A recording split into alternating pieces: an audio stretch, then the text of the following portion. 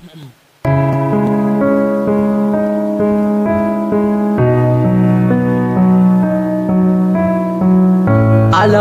boy, krasavchik. Haqiqati bilemden so'ng meni alacak bo'ldi. Sesini eshitganimda ko'zlarim yoshdan to'ldi. Bile yaqin sevgi Allah'ımız bugun seni eden durmuş arzularımızdan kuch bo'ldi. Ayrılık mı yar senden manga qalı yadigar.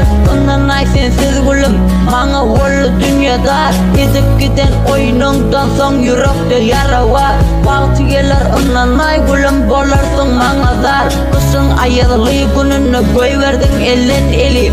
Dünyanı söküp çıksan da tapmarsın mendek seni. Hiç kaçanam tapmarsın uğrunda ölüp koyeni. Beyleki tapan oğlanın oynap zınar seni. Söylerken duymadın ayrılığın gerçeğini. Beyle az yaşlar ya sen sebepli dökecek mi? Seni söyleyen Alihan'ı bugün taşlap gidecek mi? Durmuşumun yeke gülün elin bilen sorulacak mı? Bu ne kim dediğini menem doğru anık bilemem.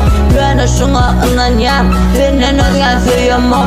Elimde kalamam, gözümde olsa yaşım. Bir gün unutarım seni, bolarsın korkunç düşüm. Haqiqati bilemden so'ng meni alacak bo'ldi. Sesini eshitganimda gözlerim yoshdan to'ldi. Bile eden yer Allah'ımızdan bugun seni eden durmuş arzularımızdan kuch bo'ldi.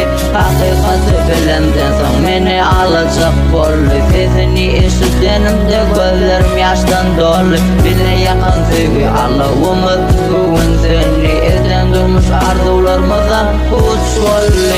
Dinge sen yananma dostum benim sevgiden yanım. Yüreğim ağlaya şöyle gıydı yatmaz. Inni dostum bolma yara ol gıydı bağışlap. Yüreğime yazdım adını qaragana nağışlap. Dostum Alihan can bolma yara iydi dolap.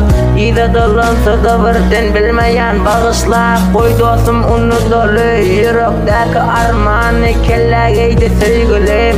Gülyalı sevgini koy Alihan can ağıtmalı biz kelleni.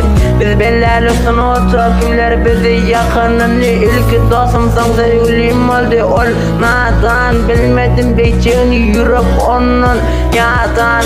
Nerelerde aylınıp yorgan kanı sen sağdam. Yüreğimi ağlattın nem için beytin. Alihan dostum başlasana sen.